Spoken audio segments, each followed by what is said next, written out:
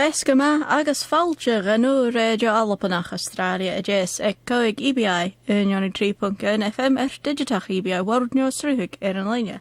Is Misha Renich Nich Gary. Good afternoon and welcome to Scottish Radio Hour here at 5EBI 103.1 FM or digital EBI World.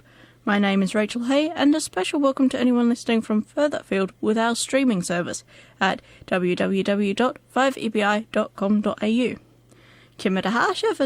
How are you today?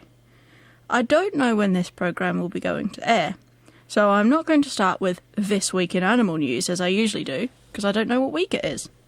Sgas nach elfís acamsa cynne fés an program seo go chréalaigh, hamiadol a bhríon mian echgrin an gael agus nan Albannach eile an in Australia.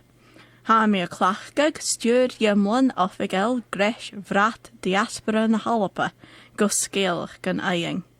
The next hour is going to be about the history of Gaels and other Scottish immigrants in Australia. I'm using the official guide to the Scottish Diaspora Tapestry to find people to talk about.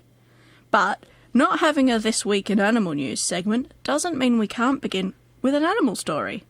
Chanel program roch larachta a ceolachig nach béisian atáisiachig le scéalach mi dhéon behéan. An garíirih ha mi san brian mi dhéon cruai. Nio an drófa cruai as áte a bhean na riamh. So we'll start by talking about the world's longest cattle drive. In 1883, Charles and Neil MacDonald, whose father emigrated from Skye in the 1830s, joined with their cousins Donald and Alexander Mackenzie to gain licenses to bring cattle to the Kimberleys.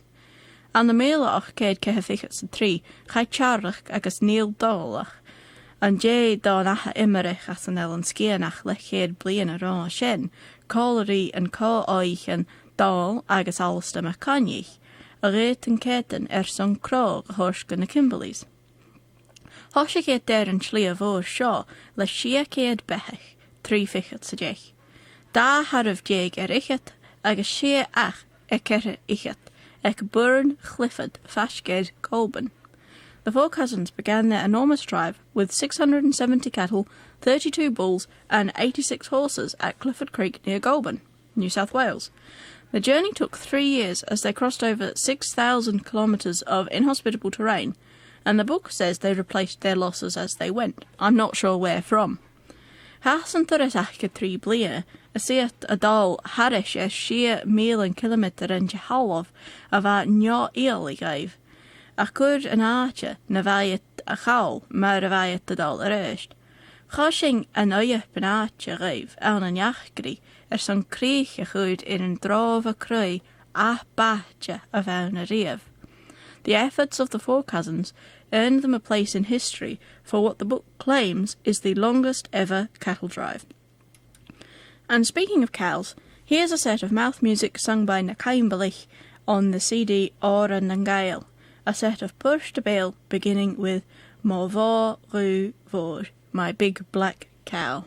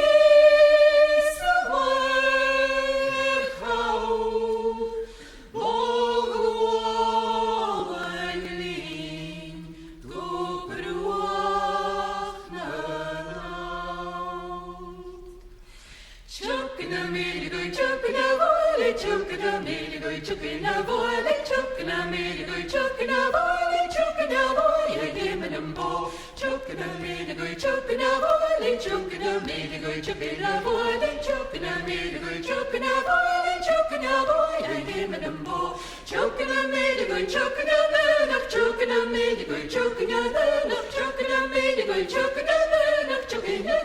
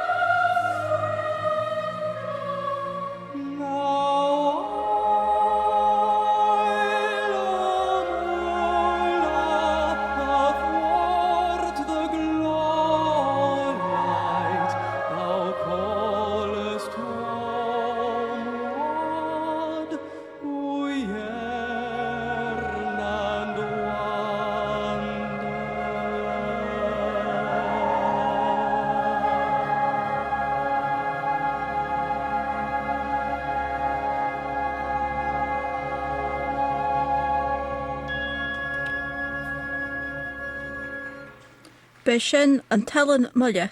That was Greg Moore and the choir singing The Isle of Mull at the Sydney Opera House.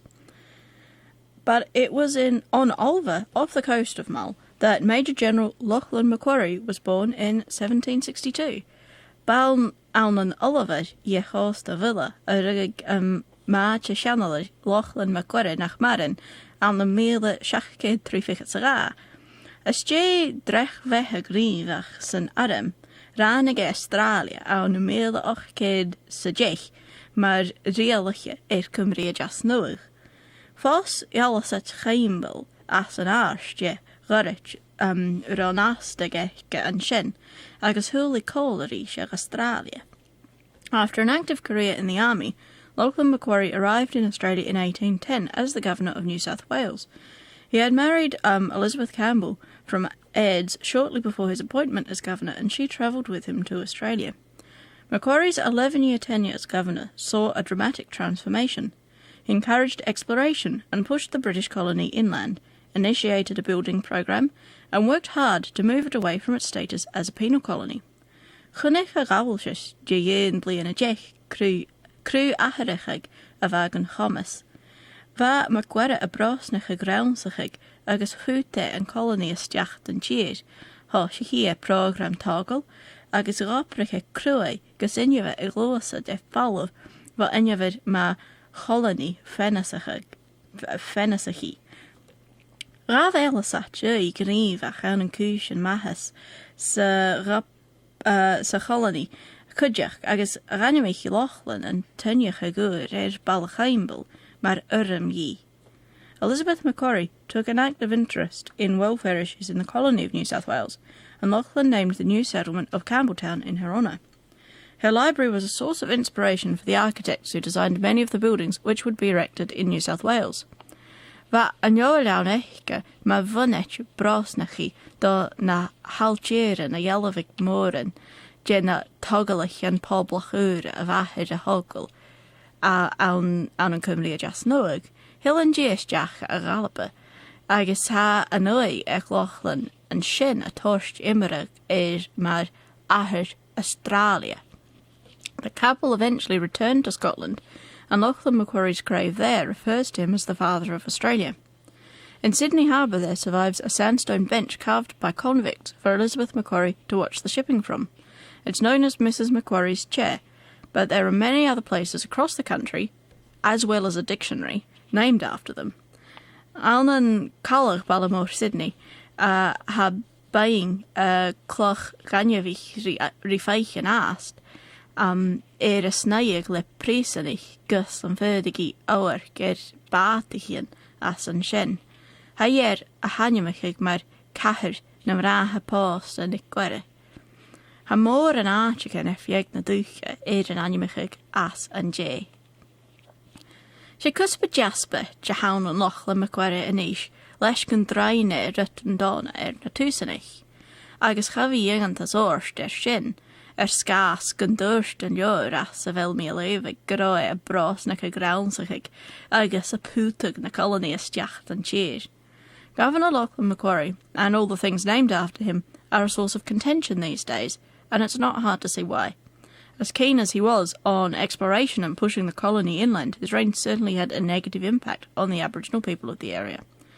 It's very easy to imagine that all white settlers back in those days were racist and persecuted Indigenous Australians. So let me introduce you to Francis Dunbar Warren, who was born in the Barossa Valley in 1878, to the son of a man who came to Australia from Llanbride in Scotland in 1838. For Francis Dunbar Warren o rygg gawn o'n miloch ced trwyffig at sa hoch jeg, na fach do tuahanich iain agus meiret Warren a glawn Barossa, and sio awn yn Australia-a-Deas. Han I gachar iain hein ag Australia a lawn bríja awn yn Alpa an na 1840 at sa hoch jeg. Ac awn nŵr y fath a rialag a nyrgi ffosi yn mesgachja. Chaya an sas awn yn posig nio effegal le Laura Buralda, Boranach Albannach, agus va siach na chleiniachga. At a time when mixed marriages were illegal in Australia, Francis Dunbar Warren had a de facto marriage with Laura Buralda, an Arabana woman, and they had 7 children. When the land they worked was sold in 1918, Warren purchased the Finnis Springs station and let his family and many other Arabana families more than 150 kilometres to the station, where he encouraged them to maintain their traditional life. Nuair a chaim ferin a bhaiat a goprach a gréich an na 1880, cheannach Warren station fuair in Ianas, agus stúre a cheolach agus dhéimeh cheolach Albannach eile, barach ge 100 kilometr go le chun an dachaí úr. Bheith a misneach ag bechat tradiisianta húsal. Ha mi a dola brianna chuspa go má difricte aníis, ach bí mi a tarin ceangal etir an dá scéalach go cealminis na rá. Now I'm going to make a sudden leap of theme, but I'll tie these two stories together in a bit. Right now, let's talk about Banjo Paterson, or rather, the woman who inspired his most famous song. Rugg Christina Nick Gefferson an na milach céad trí ficha sa céir ann an Wangaratta, an toch of pasture Johan McPherson agus Meiret Nicola Rain. Christina McPherson was born in 1864 in Wangaratta, the eighth child of Ewan McPherson and Margaret Brown Rutherford. It was in Winton that she met her friend, the solicitor and poet Andrew Paterson, and he was invited to the McPhersons at Dagworth, to visit the McPhersons at Dagworth, in early 1895, where the overseer Jack Carter introduced him to the term waltzing Matilda. Ban an Winton a chanja Christina Rèidio Albannach an le agus barst jaundra machfadrig, agus ure currictúil an tealach McPherson ec Dagworth tra an na milach céad cefichat sa cóg jig. Ban an seo a chur seach carta an mariscal an aine don aberst waltzing Matilda. Chaing a fescar an awn an Dagworth a chur seachat rí an festis hain le córag beohol, Christina a chluich a fianna, agus banjo a gahrish barstach. The evenings at Dagworth were spent entertaining themselves with lively conversation, Christina playing the piano and Banjo reciting poetry. One of the tunes which Christina often played was the march Craigie, but it was after listening to the tune that Banjo put the words and music of Waltzing Matilda together. Bei a chashimach Craigie ein jena fein a via Christina chluich gedrich, a geistich rishin elm, heard Banjo and ballad Waltzing Matilda agus an ceol chola. One more story before we listen to another song, and a story about another well-known Australian poet, although Dorothy McKellar never professed to be a poet, despite being the author of one of Australia's best-known poems. Fius greu ute un genadan as aanhichtje aan an Australia vai. Gadelijk aan Jervel Nicheller a rief greu banavash de wientje. Gai a behe a va is a jean agus arst hilte a chursachat aan den kampenas dunje einslachtel agus dunje skalere helle aan den Ballamore Sydney agus Lunning. Dorothy's protected and high society life was spent in the company of intellectuals and other elites in Sydney and London. My Country appealed to the patriotism of war and post-war nationalism in Australia, and I'll just recite a few lines in case you don't know the poem by its title. I know I didn't. I love a sunburnt country, a land of sweeping plains, of ragged mountain ranges, of droughts and flooding rains. I love her far horizons, I love her jewel sea, her beauty and her terror, this wide brown land for me. Well, nach rá sin a tarinrecht de graag duch a cogi agus náisiantach as dé choga gan in Australia. Ánichtje, ma chummede vreeren, de rahen agus salarach ge genoréil cruchtier Australia. Va a dad lesichtje agus lán spirit. Recognised as a lyricist of colour and light, in love with the Australian landscape, her poetry was cultivated and spirited, according to the book. Dorothy was typical of many at the time, according to the Diaspora Tapestry Handbook. But let's travel much further west from Sydney and recall Banjo Paterson's famous poem. Here's Ali Mills singing Waltzing Matilda, that's Waltzing Matilda, in Creole, on the Diaspora Tapestry CD.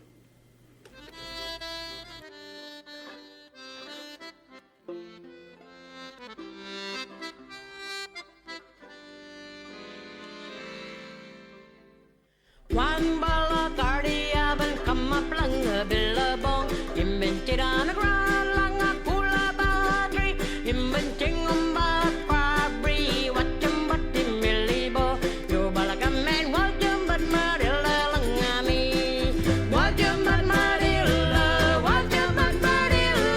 you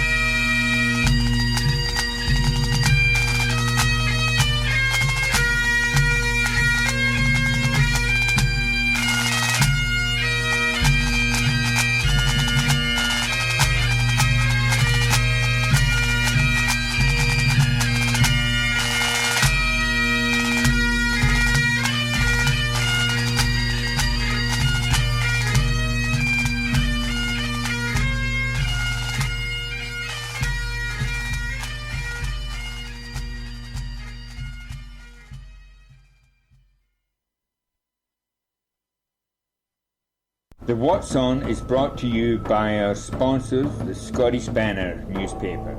The Scottish Banner is Australia's national Scottish newspaper, available each month with news from Scotland and the Australian Scottish community. Get your copy at newsagents or by subscribing at www.scottishbanner.com. For a good Scottish read, get the Banner. Ha si fagéisteach Rèidio Albannach Astràilia-a-Deas coig EBI yn 93.1 FM digitach EBI World News Rwyg an line.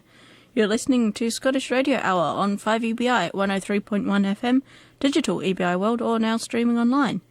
An program seo sonnaíoch fa Alpa agus von pobl Albannach a seo an Astràilia-a-Deas agus all the duich. This program is for those interested in all things relating to Scotland and the Scottish diaspora here in Australia. Lan beag talamh bal radio a bhíos chaneala ach deach dala gach bliana agus bhíag sibh ga cuideach go deireadh chur a fón go maire de neonig ceithrín 3 seach gaga coig 3 seach.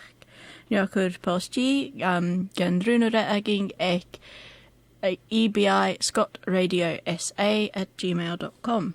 If you would like to help us stay on air, you can become a member for only $10 a year. To find out more or to get an application form, please ring Margot on 0413 722 537, that's 0413 722 537, or send an email to our secretary at ebiscotradiosa at gmail.com. That's all one word, ebiscotradiosa at gmail.com. Noch nuv Mary Nicillip an your grethrat diasporan halping, agus hep nach helfisek dunya some be gro galigeke. St. Mary MacKillop appears in the Scottish Diaspora Tapestry and its handbook, but hardly anyone seems to know that she spoke Gaelic. In fact, the handbook doesn't even mention the Gaelic at all in its blurb about her.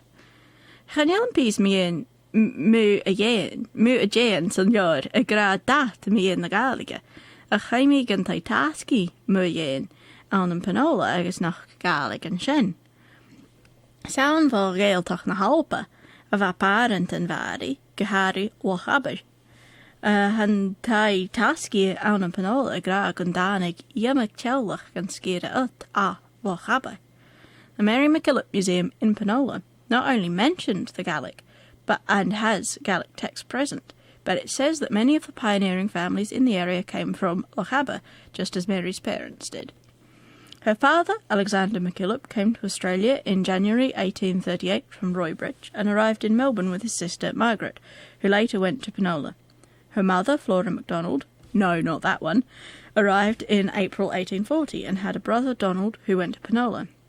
Hánig a hathir Alsta MacKillop agus Australia san drochach rui an míle ach céad fichat sa hochté cólarich a fiú eice a chai a Panola. Chai a máthir fianaril nich gáing an míle ach céad is sadá ichat agus chai brathir a máthir a Panola. Bha a hathir bhí a Jessica ger son a bhí na hagart down an Alba, a cha burin ra a chud ólam a críchnachig esca a groch chláinte. Mary's father had been training to be a priest in Scotland, but he wasn't able to finish those studies.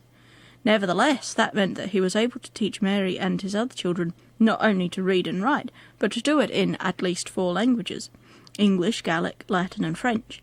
That makes Mary MacKillop one of the few Australian-born people from the 19th century that we know for sure not only spoke Gaelic, that was fairly common in Australia back then, but was also literate in it. Hegas gahir vari yi agus do chud brahrin agus furin litrich a sounds Gaelic, ans a fiele, agus sounds in Latin, mar sin ha fís akingsa cínseach gur Gaelic ec Mary MacKillop, agus gur dhéonsichte ans a chanan ec gehéin. Nuair a bhai si blian a dé go réis háise hí mar ban hegas gan am Melbourne, agus nuair a bhai 8 blian a dé go réis hánig agus Australia-a-Deas gus cúteáil am a hórst a cóáichan an an Panola. Mary was 16 when she began to work as a governess in Melbourne, and 18 when she came to South Australia to be a governess to her cousins in Panola. Her father's sister, Margaret, who I mentioned earlier, had married a man called Alexander Cameron. who is described by contemporary writers from the area as a traditional Highland chief. Fos pure hahid, maire, fed an ró alsta chamran, agus here le scrífadrine gnáam go raibh ceann cinní tradiisianta an Gael a bheann. Go cínteach bh Gaeilge eice agus eice chut chláine bheit fudach an station fascigur Panola. Bheit Gael eic an dá station as asce ar a cuideach. Hánig na robbestanach san Ellen scíanach agus chuirid slúhan an station eice. Aice. Agus bh clán ich áiste an tu bhela. Nach íonsinach a bhí smaíochuig gon dáiseach marí a cursa dréich go teagas gawn an scoil troméan na Gaeilge, a seo and in Australia-a-Deas. It's certain that King Cameron, as he was called, spoke Gaelic, and that his children on the station near Panola did too. The two stations nearest to them were also home to Gaels. The Robertsons, who named their station Struan after their home on Skye, and the MacArthurs. It's amazing to think that Mary MacKillop started her teaching career in a Gaelic medium school in South Australia. But Mary knew it was only wealthy squatters like her aunts and uncles who could afford to educate their children in the area, and 2 years later, a sermon preached by Father Julian Tennyson Woods about the neglected children of the parish convinced her to offer, with his help, to provide a free education to the children in the area. A fiesach Mary, nach bring da ach tjaulich in biarstach, callach riechen kiniach geheen kuch fólum, aying don clown, agus nuair a chola I sediment leis an ahir Julian Tennyson Woods chuirí rompa a chuideachach. Há sé cit scoil bheith gan an Panola an 1833. Há sé an chaithanal crabhaigh eice na Petrich and Nerv Joseph ec an am sin cuideach. They started a small school in Panola in 1866, and Mary's religious order, the Sisters of St. Joseph, started then as well. Ach sawl nech gan tai taski a ur mi amach pís físraki yella of agamain nach. I found out another very interesting piece of information at the museum in Panola as well. In November 1856, 4 years before Mary MacKillop arrived in Panola, the parish records show a baptism being performed by a Victorian priest, listed as Ronald Rankin, Ballarat.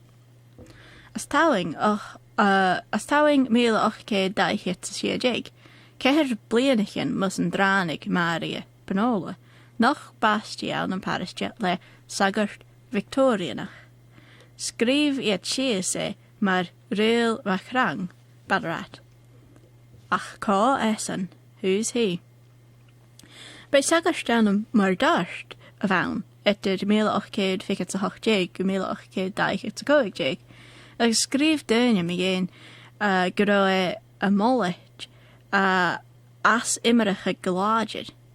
Bhí an beach nach bí daine a fariste a tían a bochgas mur a galvas et alba. Íon sé raibh gon bechor raibh a híing ag Australia for scéime a bhaun ag an am. Father Ronald, or Ranald, the sources disagree, Rankin was the parish priest in Moydart from 1838 until July 1855, and writers have said of him that he was an outspoken advocate of immigration and believed that leaving Scotland was the only way for his parishioners to escape their poverty. He urged them to come to Australia under the assisted immigration scheme.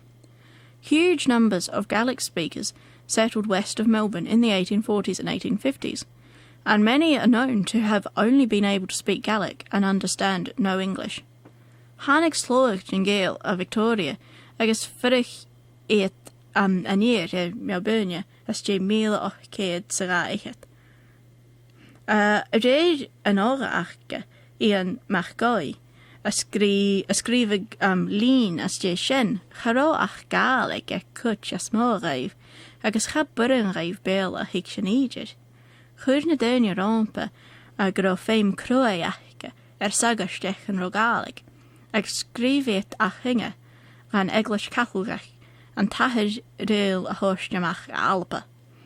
Rán agé na crechgan an sa garan 1860.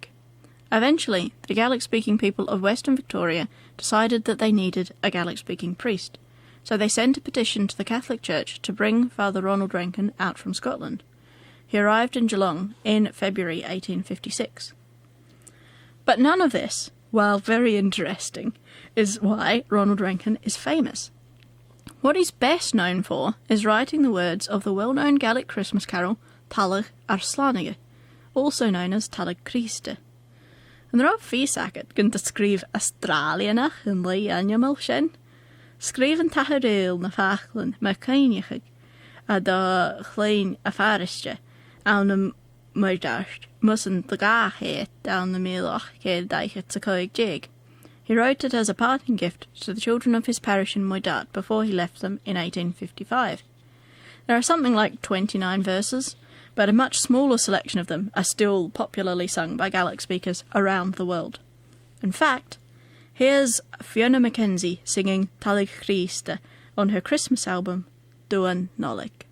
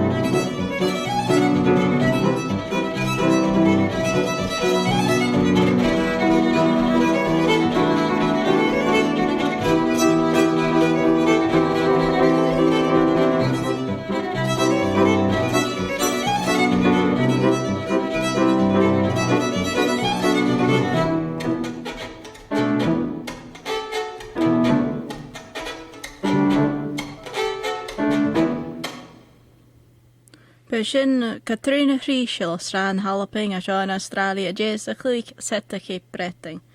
That was Kathy Fraser from Strathalban here in South Australia playing her Cape Breton set. And speaking of Cape Breton, what do Gaels this side of the world have to do with Gaels over there? Except, of course, that neither of us is in Scotland. But what about Adelaide in particular?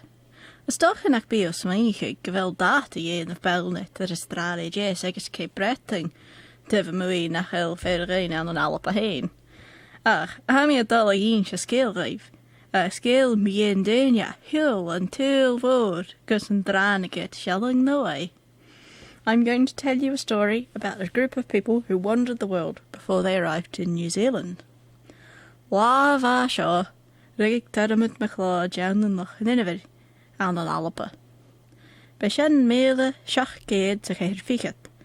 Is je gaat trainen maar finish just yn eglich chlerach, glwys e a galapol, agos rhain imerich gyrwg picto an an alpa noe.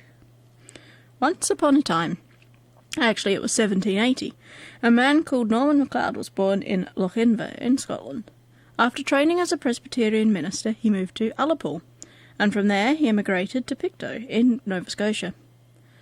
In his opinion, though, it soon became overcrowded, and so he persuaded his congregation to follow him to Ohio.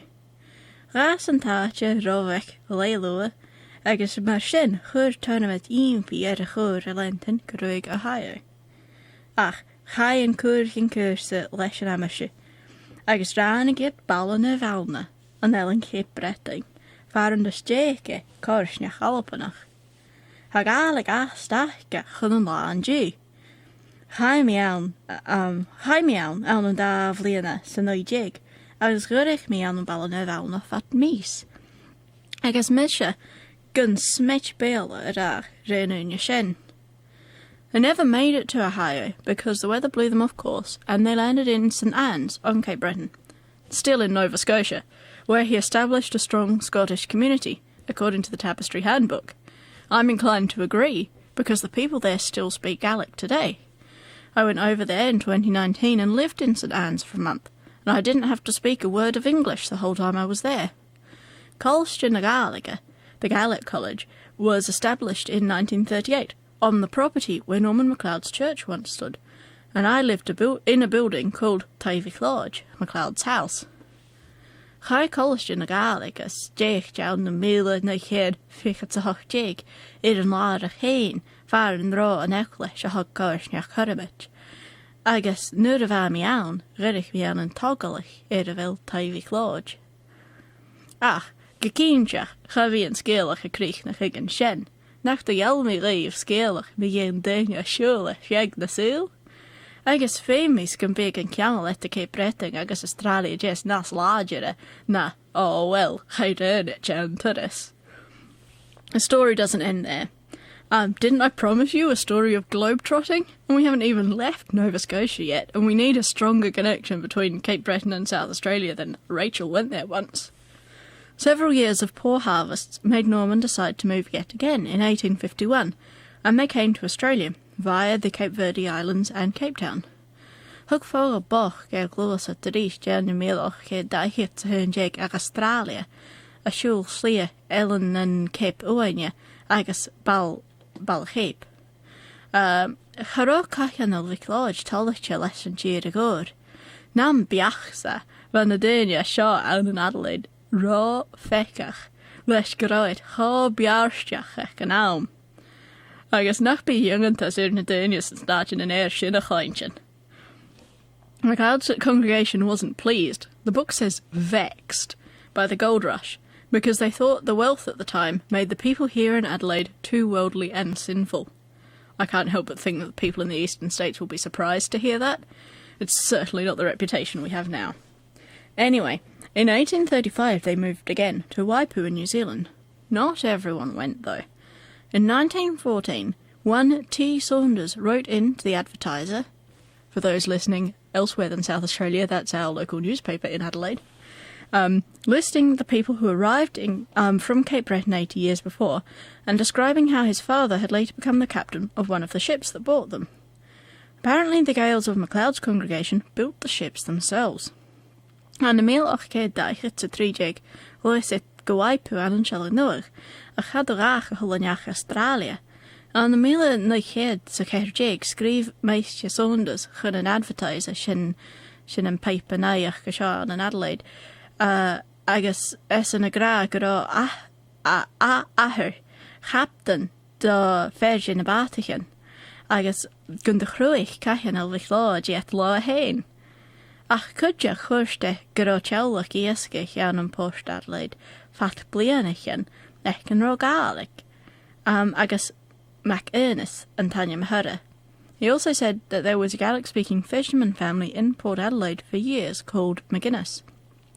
One of them fell into a railway cattle pit in Rosewater and had his fingers cut off when the engine passed. Hutch fer stiachtal creu i'r nachadir ein an Rosewater agus jaar a chyrrig astia nu'r chai anjach i'r an siachet. Mae mi dyrach as mynd i gyrosyn chos grisel charomi a lefig ciart. Cyi, chai a cwtjas mawraif gysial yn nwy, agus gwaipu, agus fain corsnach gaelach gan siat gyfal wadja fat blianach un. A fy Gaelig ach of a glún chun an lean shaw. Anyway, most of them did go on to New Zealand, specifically to Waipu, and the Gaelic-speaking community there was strong for many years. In fact, some of them spoke Gaelic as a first language until the 90s, and their children can remember bits of it. But we're almost out of time on the programme today, so I'll just introduce our final song. What else but Oran Coanchirich, the New Zealand song, sung by Fiona Mackenzie on her CD Jo Yesh Erdich, a good suit of clothes, songs of the emigrant Gael. Agus chanil smitja Cymru ra ni, siach sy'n ei fwym, agus Comunn Rèidio Albannach Astràilia-a-Deas EBI in 93.1 FM. That's all we have time for today on Scottish Radio Hour at 5EBI 103.1 FM. So it's goodbye from me, Rachel Hay, Jury and Drasig Sorry Dev. Hishin Shivan a Chachking, a Chafalavi. A stati son nhw Radio Edenach Ekle Ur. Agus Scottish Radio Hour will be back at the same time next week, and of course don't forget Celtic Radio Hour at 5 PM on Saturday. And in fact, why go anywhere now? Stick around and listen to our friends at Irish Radio Hour coming up shortly at 1:30. Until then, here's Oran Coanchirach, a New Zealand song.